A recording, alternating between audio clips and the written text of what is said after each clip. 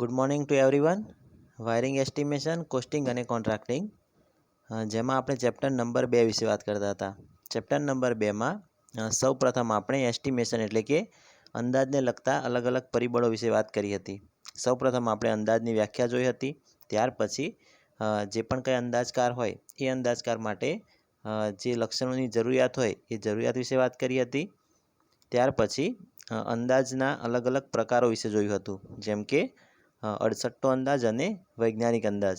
અને એ સિવાય પણ અંદાજ કરવા માટે લાગતા વિવિધ પ્રકારના ખર્ચા વિશે વાત કરી હતી. આપણે જોયું હતું કે ખર્ચાના કુલ 3 પ્રકાર હોય, જેમાં પ્રથમ પ્રકાર હતો મટીરિયલ કોસ્ટ, ત્યાર પછી લેબર એટલે કે મજૂરી કોસ્ટ, અને ત્રીજો પ્રકાર હતો વહીવટી એટલે કે શિરોપરી ખર્ચ. આ તમામ ટોપિક પૂર્ણ કર્યા પછી હવે આપણે આજના ટોપિકમાં કોન્ટ્રાક્ટ પદ્ધતિ વિશેની વાત કરીશું. તો કોન્ટ્રાક્ટ પદ્ધતિમાં પ્રથમ આપણે એની ડેફિનેશન જોઈશું, અને ડેફિનેશન જોયા પછી કોન્ટ્રાક્ટ પદ્ધતિના જે અલગ અલગ પ્રકારો હોય એ તમામ પ્રકારો વિશેની આપણે ચર્ચા કરીશું. તો હવે જોઈશું આપણે કે કોન્ટ્રાક્ટ પદ્ધતિ કોને કહેવાય. આપણે સાંભળ્યું હશે કે કોઈપણ પ્રકારનું કામ હોય તો એ કામ કરતાં પહેલાં અલગ અલગ પ્રકારનો કોન્ટ્રાક્ટ આપવામાં આવતો હોય છે. એ તમામથી પણ તમે ખૂબ જ વાકેફ હશો. કોન્ટ્રાક્ટ પદ્ધતિમાં કોઈપણ પ્રકારનો કોન્ટ્રાક્ટ આપતા પહેલાં સૌ પ્રથમ તો જે બંને પાર્ટી હોય કે જે પાર્ટી કોન્ટ્રાક્ટ આપતી હોય અને જે સામેની પાર્ટી હોય કે જે કોન્ટ્રાક્ટ સ્વીકારતી હોય, તો બંને પાર્ટી વચ્ચે અમુક જે શરતો હોય એ શરતો વચ્ચે સહમતિ થવી ખૂબ જ જરૂરી છે. સૌ પ્રથમ કોન્ટ્રાક્ટ આપતા પહેલાં બંને પાર્ટી વચ્ચે સહમતિ થતી હોય છે, અને સહમતિ થયા પછી એને કાયદાકીય સ્વરૂપ આપવામાં આવતું હોય છે. હવે કાયદાકીય સ્વરૂપ એટલે શું? તો બંને જે પાર્ટી હોય એ બંને પાર્ટી પ્રથમ તો એગ્રીમેન્ટ કરશે, એટલે કે એકબીજા સાથે વાત કરશે, અને જો બંને પાર્ટીને મંજૂર હોય તો ત્યાર પછી જે પણ કોન્ટ્રાક્ટ આપવાનો હોય એ કોન્ટ્રાક્ટ પદ્ધતિને લેખિત સ્વરૂપ તરીકે આપવામાં આવતો હોય છે. અને લેખિત સ્વરૂપમાં પણ નીચે શરતો જણાવેલી હોય કે જે શરતો બંને પાર્ટીને જો એગ્રીમેન્ટ હોય તો બંને પાર્ટી પોતપોતાની શરતો સ્વીકારતી હોય છે. તો અહીંયા જોઈ શકાય કે કોન્ટ્રાક્ટ શબ્દનો આપણે પ્રથમ તો અર્થ સમજીશું. તો કોઈપણ પ્રકારનું કાર્ય કરવાનું હોય તો એ કાર્ય કરવા માટે જે પણ કંઈ માલ સામાન હોય એ માલ સામાન સમય મર્યાદામાં પહોંચાડવો, એ માલ સામાનની ખરીદી કરવી અથવા તો વેચાણ કરવું.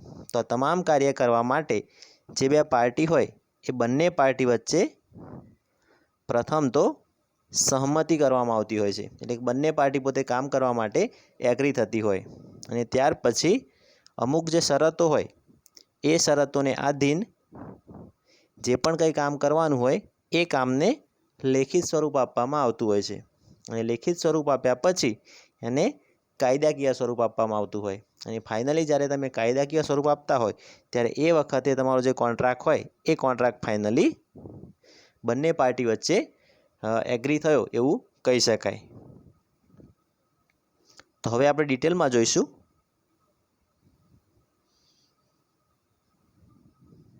અહીંયા આપણને આપેલું છે કે સૌ પ્રથમ તો કોન્ટ્રાક્ટ પદનો અર્થ શું થાય. તો કોન્ટ્રાક્ટ એ પોતે લેટિન ભાષાનો શબ્દ છે. જે આપણે બોલતા હોઈએ છીએ કે કોન્ટ્રાક્ટ આપણો મેઇનલી ઇન્ડિયન લેંગ્વેજનો શબ્દ નથી, પરંતુ લેટિન પરિભાષાનો શબ્દ છે.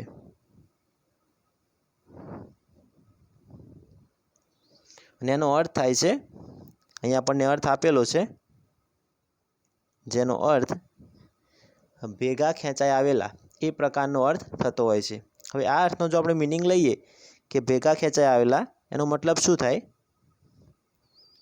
તો જે પાર્ટીઓ હોય એ પાર્ટીઓ કોન્ટ્રાક્ટને સ્વીકારવા માટે પોતે જે ભેગા થઈને એ જે કોન્ટ્રાક્ટ તરફ જે પોતાનું રોકાણ કરતી હોય, તો એ ટાઈપનો અર્થ આપણે ગણી શકાય. હાલ જ આપણે જે રીતે વાત કરી કે કોઈપણ પ્રકારનો કોન્ટ્રાક્ટ હોય એ કોન્ટ્રાક્ટમાં હંમેશા પ્રથમ તો સહમતિ સાધવામાં આવતી હોય છે. સહમતિ કર્યા પછી એ કોન્ટ્રાક્ટને લેખિત સ્વરૂપ આપવામાં આવતું હોય, અને લેખિત સ્વરૂપ પૂર્ણ કર્યા પછી એ કોન્ટ્રાક્ટને કાયદેસર સ્વરૂપ બનાવવામાં આવતું હોય છે. અને આ તમામ પ્રક્રિયા પૂર્ણ થઈ જાય તો એવું કહી શકાય કે આપણો જે લેખિત દસ્તાવેજ હતો એ દસ્તાવેજ હવે કોન્ટ્રાક્ટ તરીકે પૂર્ણ થઈ ચૂક્યો છે.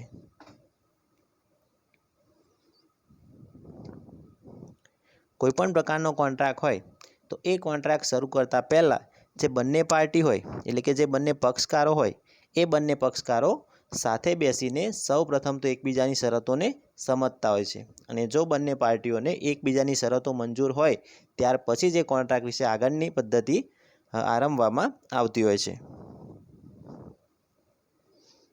અને એ જે કામગીરી હોય એ કામગીરીને નિયત સમય મર્યાદામાં પૂર્ણ કરવામાં આવતી હોય છે। તો આ રીતે કોન્ટ્રાક્ટ પદનો અર્થ થતો હોય। ત્યાર પછી હવે આપણે જોઈશું કે કોન્ટ્રાક્ટ પદની પ્રોપર ડેફિનેશન એટલે કે કોન્ટ્રાક્ટ પદની વ્યાખ્યા વિશે આપણે જોઈશું।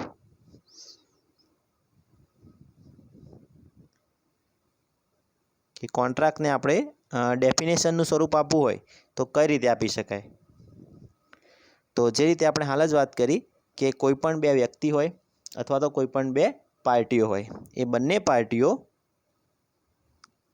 કોઈપણ પ્રકારનું કાર્ય હોય જેમ કે માલ સામાન ખરીદો અથવા તો માલ સામાન વેચો અથવા માલ સામાનને એક જગ્યાએ બીજી જગ્યાએ લઈ જાઓ આ તમામ કાર્યનો જે પણ કંઈ કોન્ટ્રાક્ટ આપવાનો હોય અહીંયા આપણને આપેલું છે કે જે પણ કાર્ય હોય જેમ કે માલ સામાનને ખરીદવો અથવા તો વેચવો ત્યાર પછી માલ સામાનને પૂરો પાડવાની કામગીરી પૂરી પાડવી એ તમામ જે અલગ અલગ પ્રકારના કામ હોય કે જે બંને પાર્ટી સામસામે કરવા માગતી હોય તો એ તમામ કામને કાયદાના બંધન દ્વારા એટલે કે એને પ્રોપર રીતે જે રીતે આપણે સ્ટેમ્પ દ્વારા કાર્ય કરતા હોઈએ એ રીતે કાયદાના બંધન દ્વારા અને એકબીજાને લેખિત પ્રકારની બાંહેધરી આપીને કરવામાં આવતું હોય ત્યારે થયેલા કાર્યને આપણે કહીશું કે આ કાર્યને આપણે કોન્ટ્રાક્ટનું સ્વરૂપ આપ્યું હતું।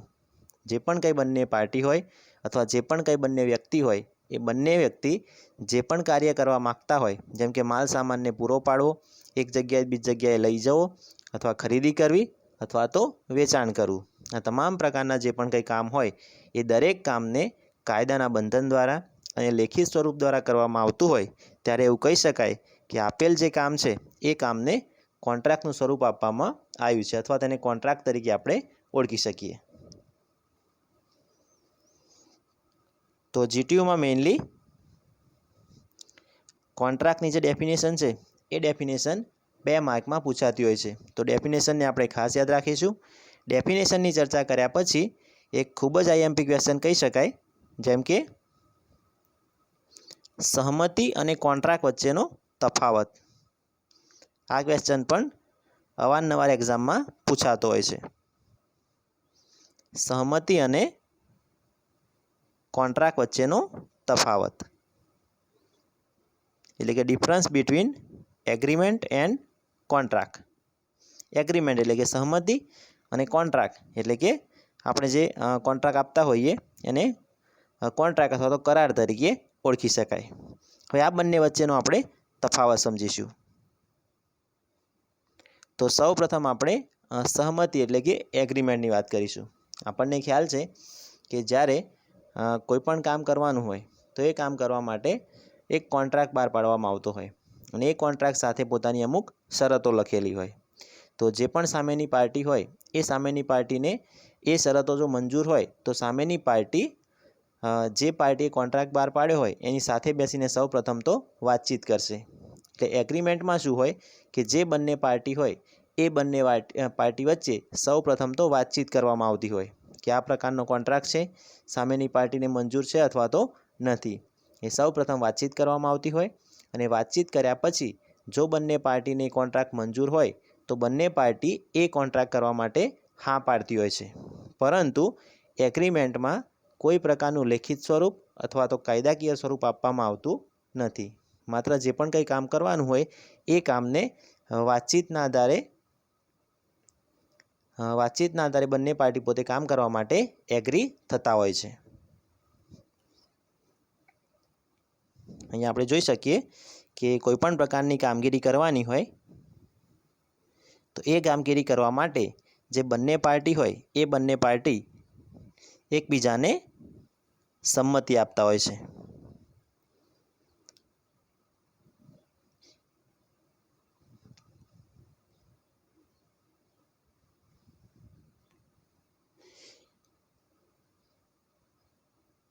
આ જ વસ્તુને આપણે હવે એક ઉદાહરણ દ્વારા સમજીશું કે સૌપ્રથમ જો આપણે વાત કરીએ જેમ કે આપણું જે કન્ટ્રી હોય ઇન્ડિયા, એને સપોઝ કોઈ બીજા કન્ટ્રી પાસેથી અમુક પ્રકારના શસ્ત્રો ખરીદવા હોય, એટલે કે અમુક પ્રકારના જે આપણા ડિફેન્સ સિસ્ટમમાં વપરાતા જે મિસાઇલ હોય એ મિસાઇલની ખરીદી કરવી હોય, જેમ કે આપણે સૌથી વધુ રશિયા પાસેથી ખરીદી કરતા હોઈએ છીએ. તો જે રશિયા હોય એ રશિયા સૌપ્રથમ આપણી સમક્ષ પ્રપોઝલ મૂકશે. એ કે રશિયા આપણને કહેશે કે અમારી સાથે આ પ્રકારના શસ્ત્રો છે, એ શસ્ત્રોને તમે ખરીદી શકો છો. તો રશિયા જે પણ કંઈ વાતચીત કરે છે તો એ વસ્તુને કહેવામાં આવશે પ્રપોઝલ, કે સૌપ્રથમ રશિયાએ આપણી સામે પ્રપોઝલ મૂક્યું કે આ પ્રકારના શસ્ત્રો એ તમે ખરીદી શકો છો. તો અહીંયા આપણે કહીશું કે સૌપ્રથમ તો રશિયાએ આપણી સામે એક દરખાસ્ત મૂકી શસ્ત્રોની લેવેચ કરવા માટેની. આ રીતે એક પ્રપોઝલ મૂક્યું કે તમે જે શસ્ત્રો હોય એ શસ્ત્રો ખરીદી શકો છો. હવે આ જે પ્રપોઝલ હોય એ પ્રપોઝલ આપણો જે કન્ટ્રી હોય એ કન્ટ્રીના જે ડિફેન્સ મિનિસ્ટર હોય એ ડિફેન્સ મિનિસ્ટર સૌ પ્રથમ એ પ્રપોઝલને વાંચશે અને એ પ્રપોઝલ વિશેનો વિચાર કરશે કે ખરેખર આ શસ્ત્રો આપણે ખરીદવા લાયક છે, આ શસ્ત્રોની કિંમત આપણને પરવડે એવી છે અથવા તો નથી. એટલે જે પણ કંઈ પ્રપોઝલ હોય એ પ્રપોઝલનો સૌ પ્રથમ આપણા ડિફેન્સ મિનિસ્ટર વિચાર કરશે અને એ જે પ્રપોઝલ હોય એ પ્રપોઝલનો વિચાર કર્યા પછી જો એમને યોગ્ય લાગશે તો એ પોતે પ્રપોઝલને સંમતિ આપશે અથવા તો પ્રપોઝલને સ્વીકારી લેશે. અહીંયા જોઈ શકાય કે જે દરખાસ્ત કે પ્રપોઝલ હોય એને પોતે સ્વીકારી લેશે અને જ્યારે એ પ્રપોઝલ સ્વીકારશે ત્યારે એને કહેવામાં આવશે એસેપ્ટેડ પ્રપોઝલ, એટલે કે સ્વીકારાયેલો દરખાસ્ત. તો આ રીતે જે પ્રપોઝલ હતું એ પ્રપોઝલ એક પ્રકારની બાંયધરી બની જાય છે કે બંને પાર્ટી એકબીજા સાથે એગ્રી થયા. રશિયાએ કીધું કે અમારી પાસે શસ્ત્રો છે, એ શસ્ત્રો તમે ખરીદી શકો છો અને સામે ભારતે કહ્યું કે હા અમે શસ્ત્રોની ખરીદી કરીશું. તો બંને વચ્ચે જે પ્રપોઝલ હતું એ પ્રપોઝલનું હવે એગ્રીમેન્ટ થયું, એટલે કે બંને એકબીજાની બાંહેધરી સ્વીકારી લીધી. હજી સુધી કાયદાકીય કે લેખિત સ્વરૂપ આપ્યું નથી, પરંતુ વાતચીતને આધારે જે પ્રપોઝલને સ્વીકાર્યું એને આપણે કહીશું એગ્રીમેન્ટ અથવા તો સહમતિ. એકબીજાના વચન દ્વારા અથવા તો વચનોની હારમાળા દ્વારા સહમતિ કરવામાં આવતી હોય છે. એટલે આપણને એટલો તો ખ્યાલ આવે કે સહમતિમાં શું હોય, તો બંને જે પાર્ટી હોય એ બંને પાર્ટી સૌપ્રથમ તો દરખાસ્ત મૂકશે, જે પણ કંઈ પાર્ટીને કામ કરાવવાનું હોય એ દરખાસ્ત મૂકશે અને સામેની જે પાર્ટી હોય એ સામેની પાર્ટી દરખાસ્તનો વિચાર કર્યા પછી એ દરખાસ્તને સ્વીકારવી અથવા તો ના સ્વીકારવી એ પોતે વિચારણા હેઠળ રાખશે અને ત્યાર પછી એમાં કોઈ સ્ટેપ લેશે અને જો એ દરખાસ્તને પોતે સ્વીકારી લેશે તો એવું કહી શકાય કે બંને પાર્ટી વચ્ચે જે દરખાસ્ત હતી એ દરખાસ્ત હવે મંજૂર થઈ ચૂકી છે અને આ દરખાસ્ત વાતચીતના આધારે મંજૂર થયેલી કહી શકાય. હજી સુધી એ દરખાસ્તને કોઈ લેખિત કે કાયદાકીય સ્વરૂપ આપવામાં આવ્યું નથી. એટલે એગ્રીમેન્ટમાં માત્ર ને માત્ર વાતચીતના આધારે દરખાસ્તને ખાલી સ્વીકારવામાં આવતી હોય છે અને એને આપણે કહીશું એગ્રીમેન્ટ અથવા તો સહમતિ. હવે વાત કરીશું આપણે કોન્ટ્રાક્ટ વિશેની કે કોન્ટ્રાક્ટમાં શું હોય.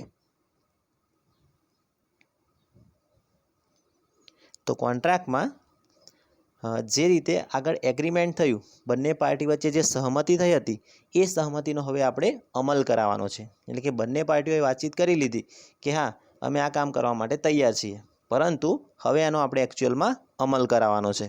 તો એ અમલ કરાવવા માટે જે પણ કંઈ બંને પાર્ટી એકબીજાને બંધન કરતા બનતા હોય એને આપણે કહીશું હવે કોન્ટ્રાક્ટ.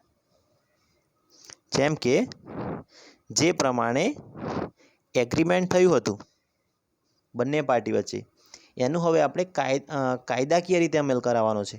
એટલે એનું જ્યારે કાયદાકીય રીતે અમલ થાય ત્યારે આપણે એવું કહી શકીએ કે આવી સહમતિને કોન્ટ્રાક્ટ તરીકે કહી શકાય. સહમતિ તો આગળ થઈ હતી, પરંતુ એને કોન્ટ્રાક્ટ ક્યારે કહેવાય, તો એને જ્યારે કાયદાકીય સ્વરૂપ આપવામાં આવતું હોય ત્યારે જ એને કોન્ટ્રાક્ટ કહેવામાં આવતું હોય છે.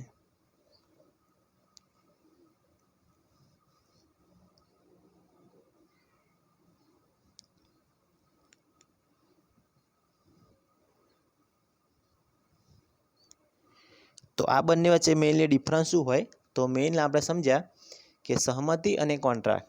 તો સહમતિમાં શું હોય, માત્ર ને માત્ર વાતચીત દ્વારા અથવા તો વાતચીતના અલગ અલગ તબક્કાઓ દ્વારા જે પણ કંઈ બંને પાર્ટી હોય એ બંને પાર્ટી એકબીજાની દરખાસ્તને સ્વીકારતા હોય છે અને એ દરખાસ્તને જ્યારે સ્વીકારતા હોય ત્યારે એને આપણે એગ્રીમેન્ટ અથવા સહમતિ કહેવામાં આવતું હોય છે. પરંતુ સહમતિમાં કોઈપણ પ્રકારનું લેખિત અથવા તો કાયદાકીય રીતે લખાણ લેવામાં આવતું નથી. માત્ર ને માત્ર વાતચીત દ્વારા એકબીજાનું પ્રપોઝલ સ્વીકારવામાં આવતું હોય છે. તો આ વાત થઈ સહમતિની. અને કોન્ટ્રાક્ટમાં શું હોય તો જે રીતે બંને પાર્ટી વચ્ચે સહમતિ થઈ એ સહમતિ થયા પછી બંને પાર્ટી એકબીજાને લેખિત અને કાયદાકીય રીતે જ્યારે સ્વરૂપ આપતી હોય ત્યારે એ સહમતિને આપણે કોન્ટ્રાક્ટ તરીકે ગણી શકાય. તો એવું કહી શકાય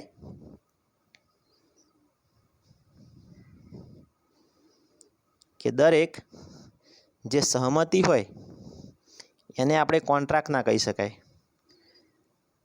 જે સહમતિ હોય એ સહમતિને આપણે કોન્ટ્રાક્ટ તરીકે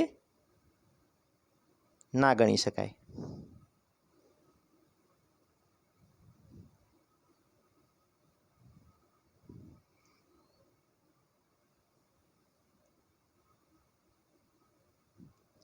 સહમતિને કોન્ટ્રાક્ટ તરીકે કેમ ના ગણી શકાય? કેમ કે સહમતિમાં માત્ર ને માત્ર વાતચીતના આધારે દરખાસ્તને સ્વીકારવામાં આવતી હોય છે. એટલા માટે સહમતિને આપણે કોન્ટ્રાક્ટ ના ગણી શકીએ. સહમતિને કોન્ટ્રાક્ટ ના ગણી શકાય. પરંતુ જે કોન્ટ્રાક્ટ હોય એ કોન્ટ્રાક્ટને આપણે સહમતિ ગણી શકીએ. જે આપણો કોન્ટ્રાક્ટ હોય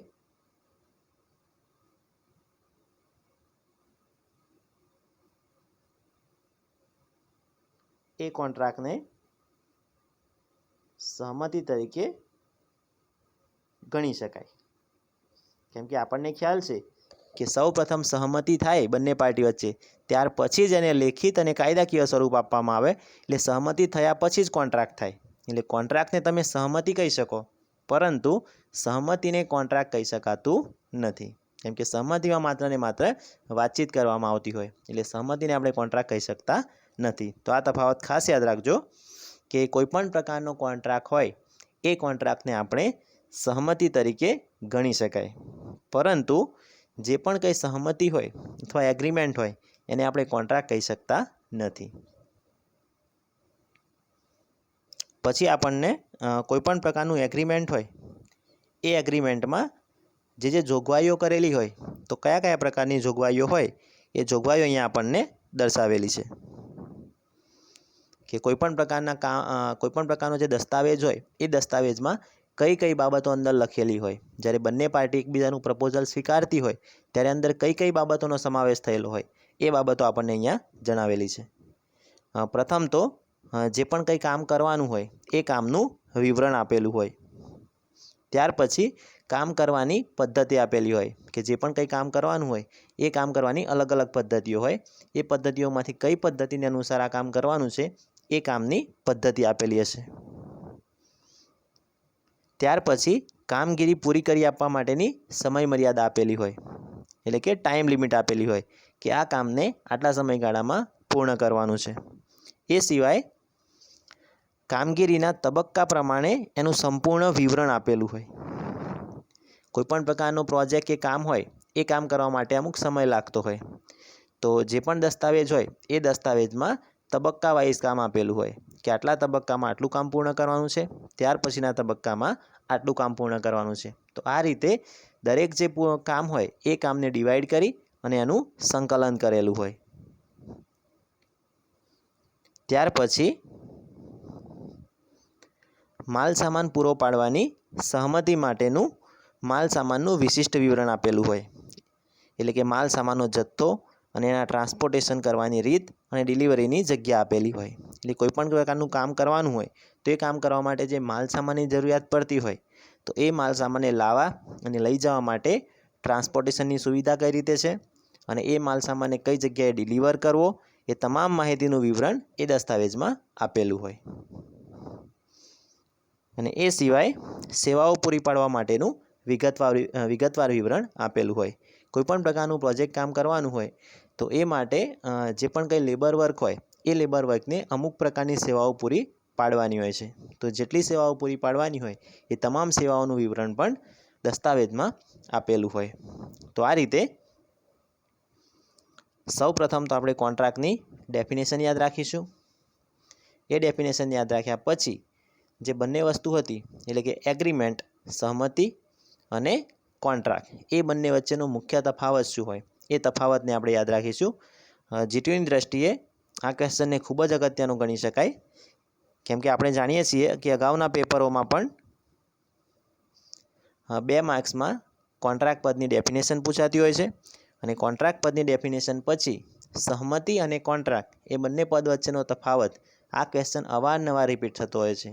તો આ બંને વચ્ચે આપણે જે પણ કંઈ તફાવત સમજાવ્યો એ તફાવતને એ રીતે પ્રેક્ટિકલ રીતે યાદ રાખવાનો પ્રયત્ન કરજો.